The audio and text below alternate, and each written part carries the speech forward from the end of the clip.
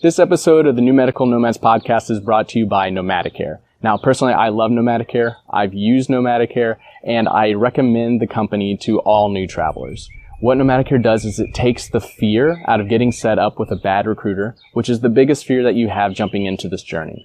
So they sit down, they interview recruiters, they vet them, get them on a list, and then provide them to you as a free service, as a free recruiter matchmaking service in order to get you started on your journey. Now, usually you only get 2 recruiters going through Nomadicare, but being a listener of the show, you can get 3. So this is how it's going to work. You go to nomadicare.com/Dylan. You will get set up with 3 recruiters to be on your dream team, as well as a guide to get you started on your journey. EmpoweRx, where are you at in the world right now?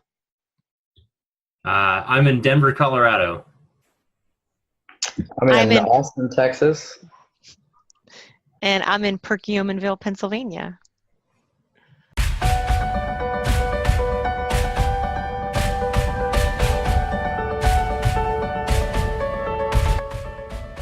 Hey Nomads, welcome to another episode of the New Medical Nomads podcast. I'm your host, Dr. Dylan Collier, and today we are talking about independent contracting. And this has been something I've been very interested in since my beginnings as a traveler, something I've heard about, but it's very mysterious and not too many people know what it is or how to do it or the benefits or really anything behind it. So I got a group here that is ready to talk about it.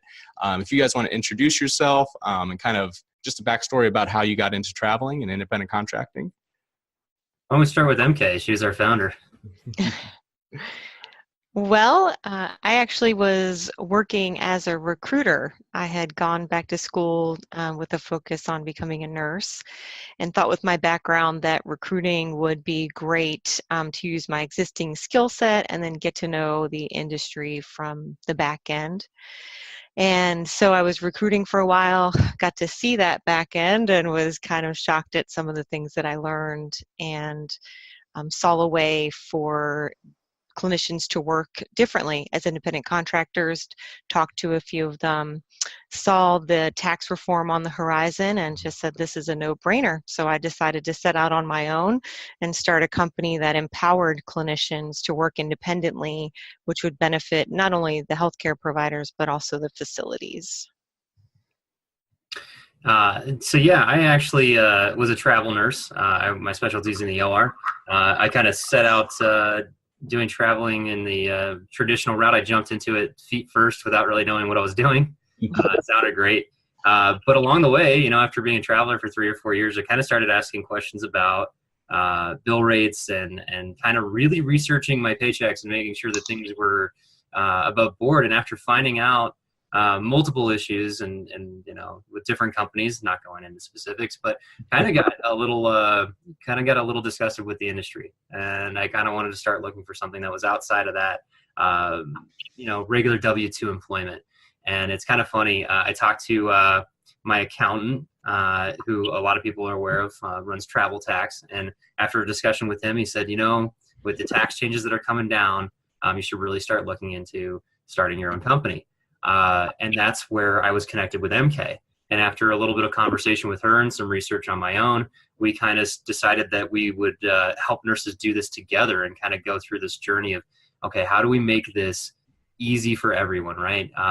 One of the things that we hear all the time is things are really complicated and I don't want to do that. And it's like, well, let's take some of that away. Let's make it really simple and show you that this can be done. So that's kind of how we got involved in this. And now I actually am an independent contracted nurse, doing my new rotation down at Pueblo, Colorado in my home state. So I'm proud to be doing that.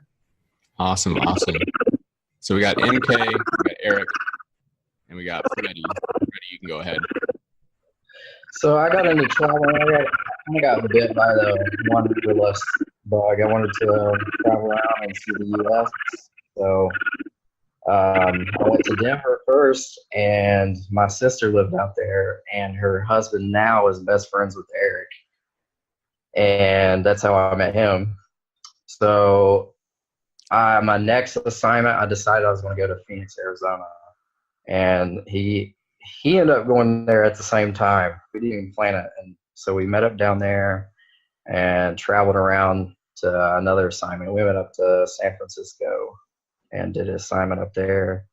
And then I got finished and I went settled in Austin, Texas. And he ended up tapping me on the shoulder because when I was to join Empower, I did app protocols in San Francisco. So he wanted me to help out with creating an app. So, and then we all joined up and I met MK and we just met in person for the first time in Denver at the staffing industry. Oh, wow. That was the first time you guys got to meet. Yeah. Mm-hmm. Wow. Okay. All right. So Freddie, Eric, MK, can you describe what independent contracting is, just in general terms? Sure. So independent contracting is basically where you're employing your services without the help of an umbrella employer, right? So you're acting as a self-employed individual offering services directly to the public or to a facility all on your own. That's the basic general definition. Got it. And so for the listeners, this is going to get into a little bit of tax information, things like that, the difference between like W-2 and 1099. If you're not sure what those terms are, we're going to be saying those probably pretty frequently throughout this episode, this part 1 episode. But something that I think of just with being an independent contractor, when I was working for companies, I always got the benefits, 401ks, the kind of all the things that you always hear about, health insurance, workman's comp, things like that. But if you are an independent contractor, you kind of have to provide that to yourself, correct? That is correct. So that would be one of the biggest differences between a W-2 employee or a 1099 employee. A W-2 employee is not having their taxes removed from their paycheck automatically by the employer. So they'd have to make sure that they're calculating that information quarterly and paying it directly to the federal and state governments. Also, if you are a 1099 employee or an independent contractor, you're not subject to employee labor laws or benefits by an employer or anything like that. So you do have to provide them for yourself. And there's actually some benefits to that as far as the 401k thing, just because you mentioned that specifically.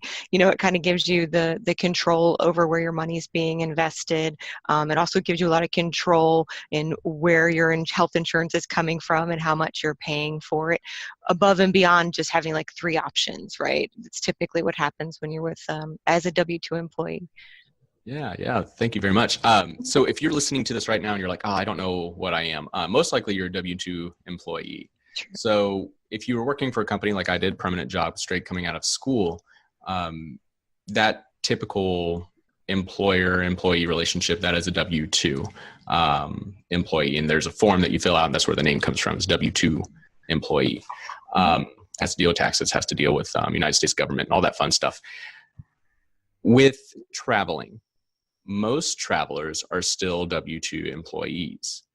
When you're going through a travel agency, you are therefore an employee of that travel agency, not an actual employee of the hospital, but there is a relationship there. But most of the time you are a W-2 employee through the travel agency that you're with. But there's now an option for being independent contracting, or there's always been an option to be an independent contractor. And so I guess my first question to you guys is, who in, the medical world, nurses, PTs, OTs, speech sonographies, everybody, who can become an independent contractor? So really anybody that's wants to take it on themselves to be industrious enough to start their own company. I think that's kind of the mystique that's behind it, is there's this idea that you can't do it. We actually work in a lot of different factions, a lot of different areas. Whether you're an OT, PT, we've dealt with people that have started their own companies and decided to kind of go out on their own. The important thing is just making sure that you're operating correctly. There's been a lot of people that are, have done this and made it their full-time career, and they've been doing it for 25 years. There's partners that we've made that have kind of opened our eyes to how the system works. It's just not been something that's been at the forefront.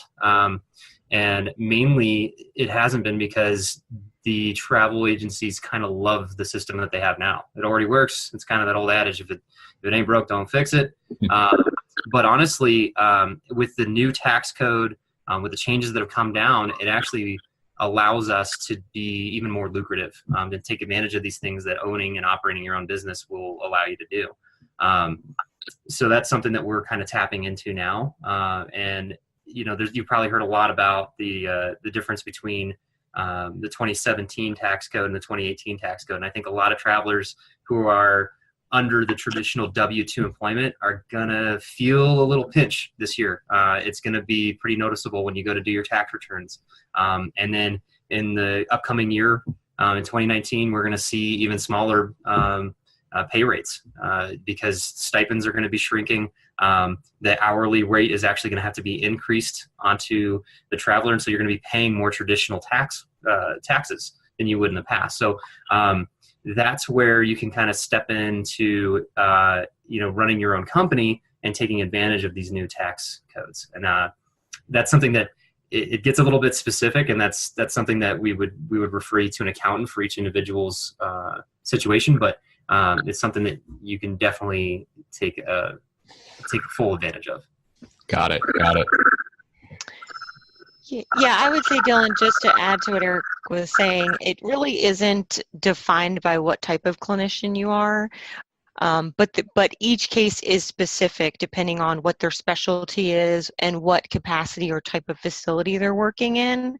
And so that's one of the reasons, that we are here to help and kind of look at the front end of that. We have an intake assessment that assesses whether somebody is a good candidate to become an independent contractor, and whether it's going to be the most beneficial situation for them.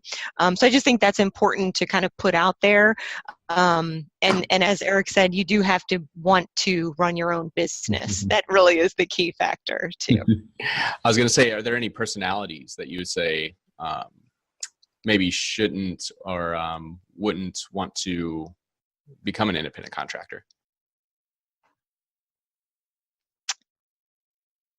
Motivator. You have to be somebody who's detail oriented.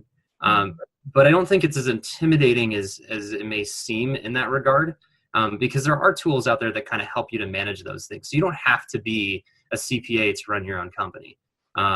You can do these things as long as you're willing to put in the extra work, and you can reap the financial benefit of that. So it's just somebody who's going to see that connection and see that that a little bit of extra effort on their own end is going to reap continued benefits down the line. So just somebody who can really do that is who's going to be successful. And I think a lot of times, when you first became a traveler, you had to set up, you had to do your profile, your skills checklist, all that stuff. And it kind of seemed daunting at the first time you did it. But, we kind of walk you through the process and make it easier, and after that first time, it gets easier and easier. So. Mm-hmm. Ooh, I like that a lot, because that very first skills checklist I ever had to fill out, or kept running back and forth from home to work and sending in my license and my birth certificate and all these other tidbits of information was very stressful for me at first. But now I have it all in a single file. It's all organized, and I can just right. Exactly. So much quicker now. What are sorry, go ahead. No, you can go ahead. I was just going to say, that's, you basically described exactly what you're going to end up doing. Once you go through that first painful, rotation, your first assignment, after that, it just got easier and easier and easier. And that was one of the things that led me to wanting to do this on my own anyway, because I was signing up with new companies and I just send them my stuff, right? Like, I already did all the legwork for you. Here's everything that you need. Here's all my information. And I honestly, working this way, haven't seen that much of a shift. I'm just sending it to a different person now and getting a bigger percentage of the pie. Got it. And Dylan, I wanted to just add to that. That's one of the things that makes our company so dynamic, is that I had the recruiter perspective of walking clinicians through that. And then Eric and Freddie have, the actual clinician perspective of it. And so we're able to really create a program that makes all of that a no-brainer, just from all of our experience. And so I just thought that it's kind of neat. I love that we can offer that, that it's not like just some people in an ivory tower saying this is what you should do. Like, we've actually been on the ground and done it from different perspectives. So I think it makes it pretty cool. Got it. Well, speaking of pie and ivory towers, what are some of the benefits of becoming an independent contractor? Well, right off the bat, and this is from my personal perspective, and again, we want to stress that this is going to be depending on your individual situation. But right off the bat, I noticed a few $100 increase a week in my pay, just comparing it to similar jobs. So what I did is, I'm always kind of one of those people that have had multiple contracting agencies, and so I actually contacted 2 traditional travel agencies and saw what their gross pay would be for the contract that I'm currently in. And then I went ahead and went down the independent contracting route and did a comparison. And okay, what am I going to end up making? How much more am I going to make? And I came away right off the bat before reaping any tax benefits, before talking about reimbursements or anything else, or even the pass-through, which is a whole other thing that's coming down the pipeline. But I already made a few $100 more a week. And then at the end of the year, I'm still going to be reaping those tax benefits. I'm going to be able to invest in my own 401k. And again, MK kind of dropped this, you can do your own health insurance and things like that. And you actually get the tax write-offs of being a small business and doing it that way. So it gives you a little bit more freedom. And I think it also gives you the viability of being an in-state traveler. So I think a lot of nurses will do this and they go, well, I'll travel for 3 or 4 years and then I'll go back to being staff. And in any clinician, not just nurses, but I think that we all kind of get this sense of freedom and kind of having a work-life balance and all of these things. And then we end up having to hang it up, but by doing this, I'm actually operating in my own state and there's jobs within my own city. I mean, imagine that. And I'm not cutting my income by, 2/3 going back to being staff. And so that's a major benefit for me as well. Yeah, this is huge for like somebody that has a family, they don't have to travel to, 7 states over to get a contract, So I think it's very beneficial if you can do it locally as opposed to like traveling so far away. So Eric, I think you hit it on the head, and you too, Freddie, that once you get into the travel world, once you get into the travel game, you start having this freedom, this ability to take off whenever you want, and kind of all the benefits that come along with it. And once you acquire a dream, the dream will grow. And so as you get a taste of this freedom, it's hard. And one of the previous episodes just recently, a lot of travelers will try to go back to perm work and they can't do it because they're not ready to give up that freedom and all the benefits that come with it. And so they come back to travel. And so I do think that there is an entrepreneurial spirit that kind of arises from the travel industry. So I think what this offers is really, really cool. Yeah, and I want to just add perspective from clients that we've, worked with, is along with that freedom, you have the autonomy to market yourself to any job that's out there. Whereas so often, I found this just as a recruiter, I'd have a great clinician that wanted to go to somewhere specific, not just a state, but a facility, but we didn't have that contract. We didn't have that agreement. And so I didn't have the ability to go after that job for them. But working independently, you can do that. There's nothing stopping you from going and marketing yourself to a place that you really want to work at. And it opens up the doors to so many other opportunities, in different things outside of acute care as well. So just to kind of add, it is freedom, but kind of freedom to set where you're working above and beyond just the state, but also the environment is really amazing. Yes, thank you. And Eric, I would like to hear more about your situation. So we've had a couple of long phone calls, and I really like kind of what you're doing and the fact that you're able to do it locally and not leave home and not leave the family, not leave your home city. How does that really work, and what does that look like now that you're an independent contractor within your own city? So right off the bat, I think we're all used to receiving most of our income as a tax-free stipend. And so that requires you to be over a certain distance and making sure that you're basically receiving that money correctly, right? So it suppresses your hourly rate and it increases your tax-free income. That kind of gets put on its head when you become a independent contractor, because all of those expenses, and again, with the tax changes, a lot of those line item individual deductions are going away.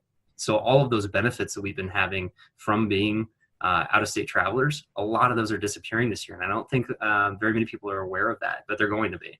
And all of that kind of gets translated into more business expenses, which are write-offs. And so with the corporate tax rate being lowered, they created something called a pass-through. And so what that allows is for small businesses to only be taxed on 80% of their net income. That's a lot of like wordage, but basically what happens is you write off all of your expenses, you pay yourself, and then you only get taxed on 80% of that. So it kind of translates all that tax-free money back into your small business, and you can reap the benefits of that. So in the end, that's how I'm doing this, because I'm no longer worrying about being out of state to make sure I'm getting tax-free income, because it all falls under my small business. So I think that's kind of it in a nutshell, without going like too crazy in the tax code and like losing everybody that's listening. But that's what Joe Smith will talk your ear off for an hour for, if you want to talk to him about these changes. But it's a system that we can all take advantage of, and it's really not that difficult to. And I think that's what I want to stress is, like, when I started looking into this, I was going, oh my gosh, this is a mountain. This is like, what am I doing? But honestly, after looking into it, it didn't take me that long to get my business up and running. It didn't take me that long to find my first contract. And now I'm doing it. So it's great. That's awesome. All right. So talking about the benefits seems pretty good. And Eric, you brought up that you're able to stay locally and not actually travel to where before you'd have to travel a pretty good distance away from home in order to get those tax-free benefits or the reimbursements. And all the tax information in this episode, by the way, is not from tax professionals. Find your own tax people. But just throwing that out there. But talking about, you found it wasn't as hard as you thought getting into it, and you guys can talk about this, but what are some of the challenges going into becoming an independent contractor? I think the biggest challenge is just starting it, right? It's just kind of getting it going. And I think, again, that the biggest roadblock for me before I started going on this route was, where do I start? And so I think that's where we can really step in and help, honestly, is that we can help you with a roadmap from A to B, and get you to where you need to go. So just getting that first, I think there's a quote that says that change happens when change is less painful than the situation you're in, right? So I think that once you realize that, like, the system is kind of pushing us all in this direction anyway, and that it's going to be easier once you get through it, it's just a no-brainer. But you just got to take that first step. Got it. Go ahead. I was going to say, I'm curious what Freddie has to say about that, because he's really kind of endeavoring to get started with it now, but he has the benefit of working with us. But I was just kind of curious what his perspective was on it. Well, I mean, myself, and then talking to other nurses, through social media, seems like it's that barrier that Eric was talking about. It's like people are like, oh, that seems too hard to even start. They're just like apprehensive about just starting the process. They think it's going to be a lot to do, and you already have a lot to do as a clinician. It's stressful. You're at work. You don't want to deal with all the other stuff that comes with that, running your own business. But we make it, we provide the path to go, to set up your LLC and get on independent contracting route. So, it's just a barrier. Everybody gets worried about just starting the process, I think. I mean, my hardest part of the day is getting up out of the bed. So I definitely think like starting is by far the biggest barrier and the biggest challenge when you jump into things, especially the podcast. Took quite a bit of support and people kind of nudging me to do it. And so I think what you guys provide is also accountability, that once you make the decision to go for it, you got a team behind you saying like, no, you got this, this is normal, just a little bit longer and you'll be good. A couple I guess, other questions. So if I was still wanting to travel, I still have that travel bug, I still want to bounce around city to city to city, is independent contracting something I should consider? Yeah, I mean, you still can reap those benefits. It's not like you're giving up those benefits. As a matter of fact, now you, again, kind of get a double dip. So you have your own business and now you're traveling out of state. I think you can kind of see where that might snowball into something that's beneficial. Like I said, I think it's the flexibility to do that. It's the flexibility to go out of state, be in state, not have someone tell you where you can and can't go, really. You decide you need to be with your family again for 6 months, but you can't possibly do a local rate that you would as a W-2 employee. Well, try it, giving it independent contracting a go, and you might see that you're gonna be able to reap the benefits financially. But even more than that, I kind of have an issue with the lack of transparency in the industry right now, and I think that's an even bigger thing. Is that there's almost this idea that clinicians couldn't possibly understand the finances behind all of this.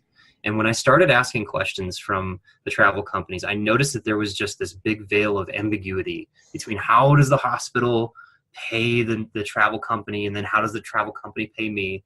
And I would just kind of get this vague answer, no real answers. It takes a lot of digging to finally find out how it all works. And I think there's a lot of misrepresentation about how much money the travel companies are making. And they're making a lot. On average, just doing my comparison rate, I was seeing percentages of the bill rate, because as an independent contractor, I saw the full bill rate from the hospital. I saw what they had to pay their management service company, who's the hospital hires to find agencies. They pay them a percentage. The agency then takes their percentage, and then they leave you whatever's left over. And that can somewhere be around 45 to 50% in some cases, especially the larger companies that have exclusive contracts.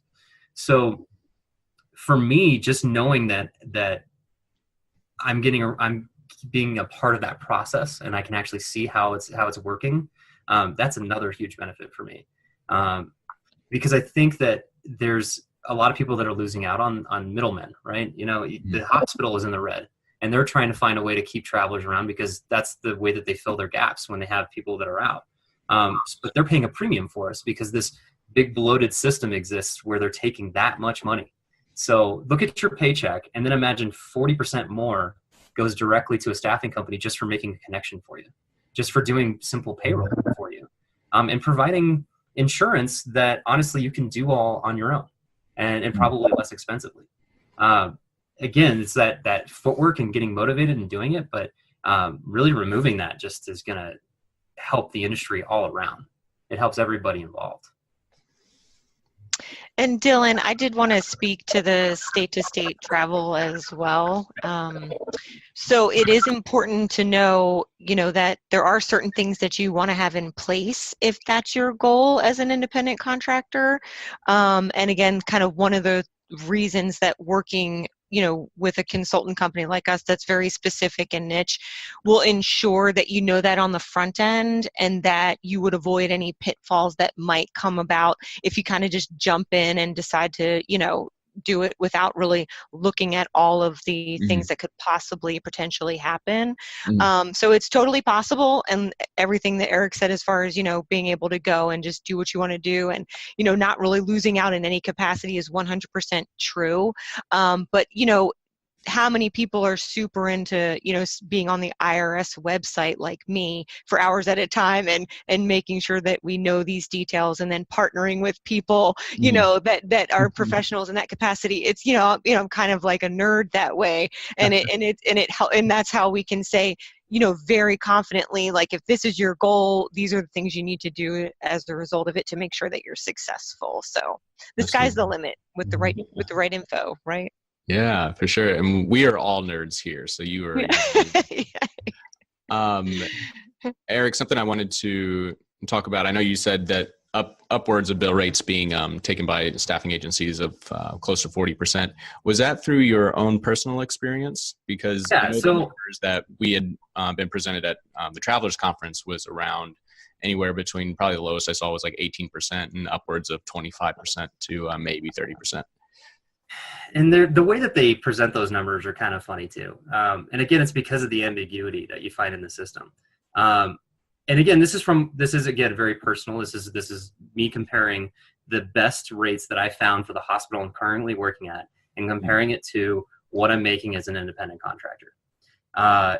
The overhead there, when you look at how much is actually coming out of the bill rate between the VMS or MSP and the travel company and anybody that's in between, is what ends up getting you up to about 40%. So maybe the individual travel company is only making 25%, but they're making 25% in addition to the 6% that might have been removed by the VMS or any other company that's out there. So I think that there's just kind of this idea that like we are only getting 25% taken away, when really it's like, no, there's multiple people in here that are dipping into this pool.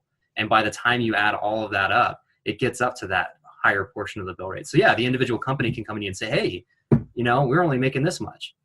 But that doesn't mean that that's not what's coming out of the bill rate. And that doesn't mean that that's not what the hospital's paying. So when the hospital looks at you, they're going, man, you are an expensive purchase for us, really. I mean, for 3 months we're bringing you in and you cost us this much. But you're not seeing that. You're not seeing what the hospital's paying, or even the majority share, really. So I think that's kind of where that gets in there. And I think, again, it's kind of purposeful. It's not dishonest. It's just a portion of the truth.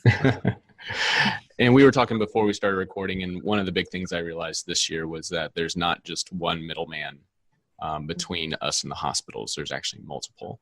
And so I think that's reflected in the information you just provided. For your guys's opinions and recommendations, if we have a lot of new listeners on the show, just getting ready and started to get on their travel journey. If somebody hasn't traveled before, if they're a new grad PT, OT, or a nurse that's been out 2 years getting ready to start, should independent contracting be something they jump into?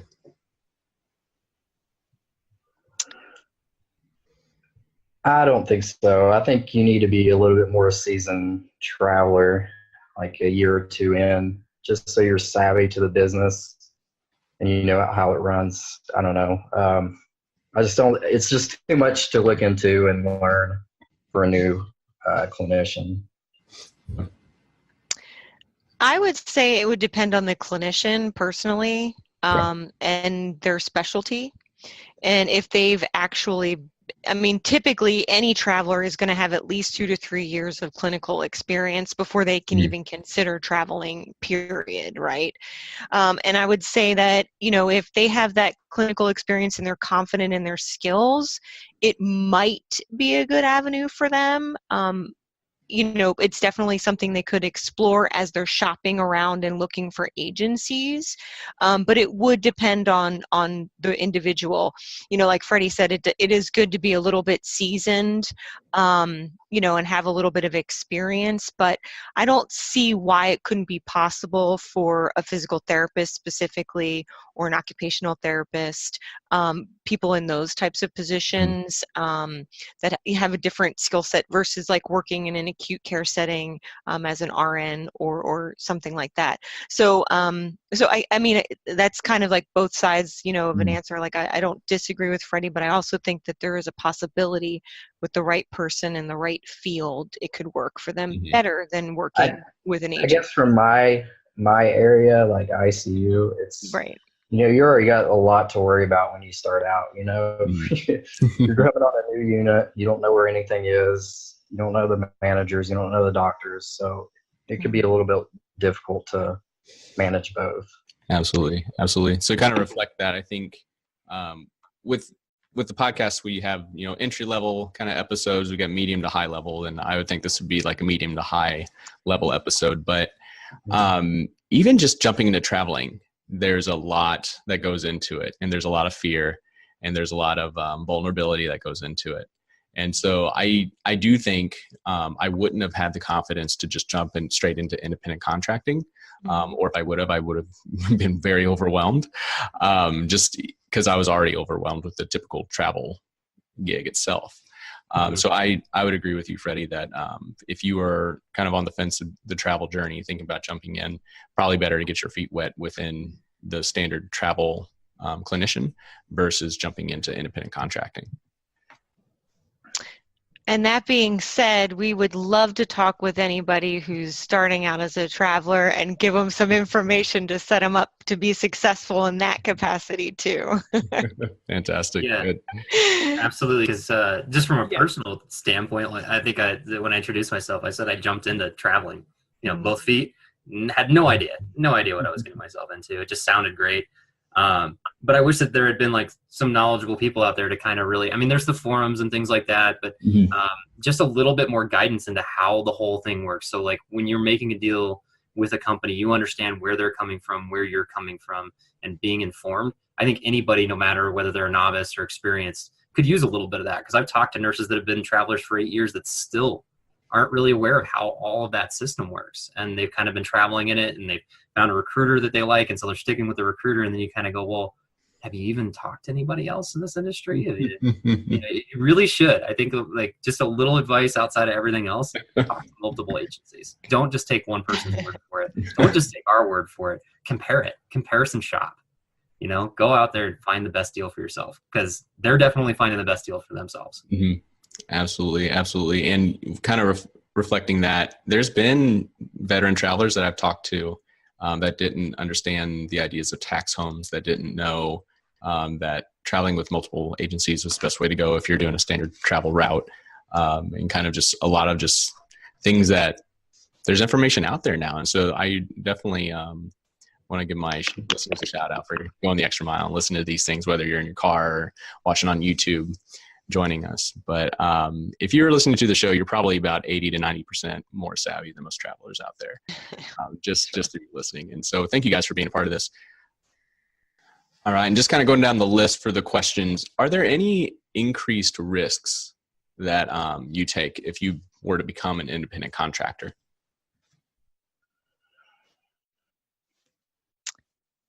I can field this one, I'm assuming. So I think with any time that you open your own business or step out on your own, right, you're going to, because you're not under that umbrella of the W-2 employee, so you do have some increased risks that all can be mitigated by just having the right insurances involved. It's nothing like now all of a sudden that you're on your own, you're opening yourself up to all these things that could happen. That's not really the case. It's just about being smart and being savvy, just like any, business venture that anybody would take on, and just making sure you have the right things in place. All right. Very good. Right. Yeah. I was going to kind of say the same thing. And, there's different things that we can actually help people find as far as that goes. We have some partnerships set up to find the right insurance coverages and things like that. That's part of your operating cost when you run a business. Got it. And for the last question here, for the independent contracting specific, and this will kind of get into, it'll be a good segue into part 2, but I know that certain travel agencies have pretty much a no compete type of contract with hospitals, to where other staffing agencies, other people trying to come in to work with that hospital can't exactly get a contract signed. Mm-hmm. If I was trying to go to a specific hospital, I was an independent contractor, but they have this contract, and so I can't sign a contract with that hospital. Can I go back to being a W-2 employee with a staffing agency? You mean like if you had you just really wanted to work for that hospital and they said, no way, we're not doing IC? Yeah, I mean, if you wanted to, you don't have to utilize that. I mean, if you want to do like a 3-month contract, again, it's going to have tax implications. It's something to talk to your accountant about. I don't think it's going to be as lucrative as again, being an IC, but it's going to be that traditional route. Got it. There's still some operating business costs that you are going to be paying monthly on. It's not a whole lot, but certain business accounts might cost money every month. So just keep that in mind, that when you're not utilizing them, you're still paying for some of that stuff. Got it. But no, there's nothing that's stopping you, I don't think. Yeah, and Dylan, I would just add that, a lot of people out there in the world actually work as W-2 employees, but then do things on the side as a self-employed or independent contractor, not just in the healthcare realm, but in lots of different industries, right? Contracting, people that are carpenters, different trades and things like that. And so nothing ever locks you, once you become an independent contractor, you're not locked into always being one forever and ever and ever. And I think that's really important. It's a great question, and thanks for bringing it up, because this offers a dynamic capability to do both, right? Mm-hmm. It offers you this ability to, let's say you're an RN, and then you love working your 312s at the hospital, but you also really like consulting for people on the side. So you know what I mean? That's something that you can do. That's something that a lot of nurses do.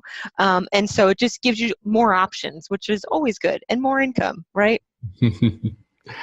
Yes, for sure.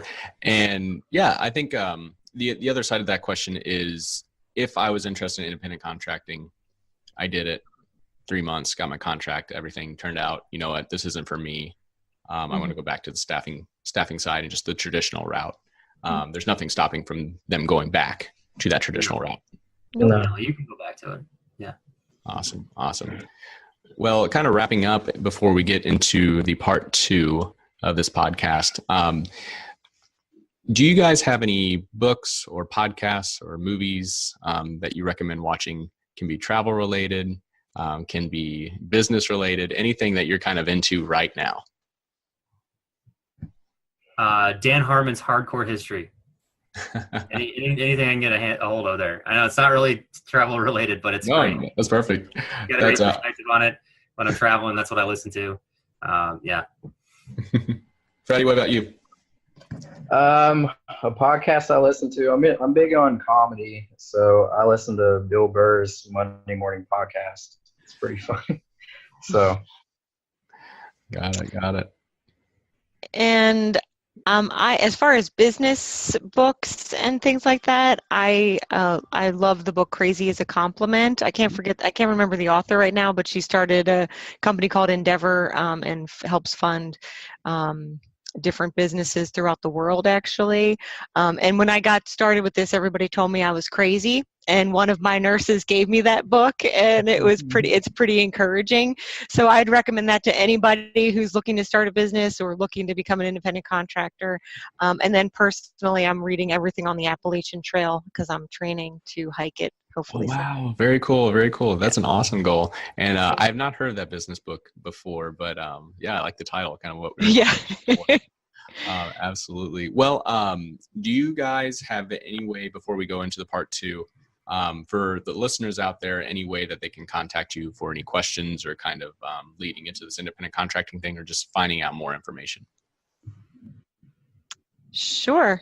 They can go to our website if they'd like to and email us through that. That's a great way to get a hold of us. It's EmpoweRx.me is our website, and we can obviously get that information to you, Dylan, as well.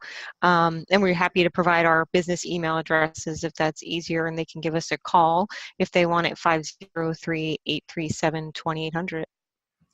Perfect. And all we also... Oh, go ahead. Sorry. We also got a social media. Also, we were on Facebook, so you can look on EmpoweRx Inc. And then on Instagram or EmpoweRx_Inc. And then we get a LinkedIn page also. So. Got it. And for all the listeners, all that information will be down below in the show notes. So you can just go to the website, newmedicalnomads.com, find where this episode is and find those show notes. Also, as always, you can join the New Medical Nomads Facebook group. All these guys will be a part of it, so you can tag them in a question there. And then if you're looking for the next official launch of the show, you can find it at New Medical Nomads Podcast Facebook page. And then if you see us on iTunes, see us on Spotify, you're on YouTube right now, any likes, hearts, comments, messages, subscriptions, follows, any type of engagement allows more people to see this information. It allows us to help more people as well, which is the ultimate goal of this podcast. So thank you so much for those that show some action. And yeah, I'm excited for part 2. So I will let you guys go. We'll reconnect. And for all the listeners, you guys have safe travels. Thanks, Thank you.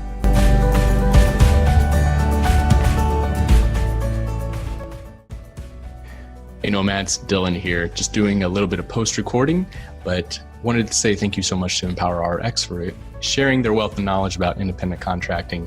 If you are looking into independent contracting, I highly recommend them. If you're looking just for more information about independent contracting, you can reach out to them as well. And then also, they are a consulting business. And for being a listener of the show, if you say that you heard them through the podcast, that you're a friend of mine, Dylan, that you know me through the show, you will get 10% off of whatever products work best for you if you end up going through them. So give the show a shout out, tell them that you came through there, and all you nomads have safe travels.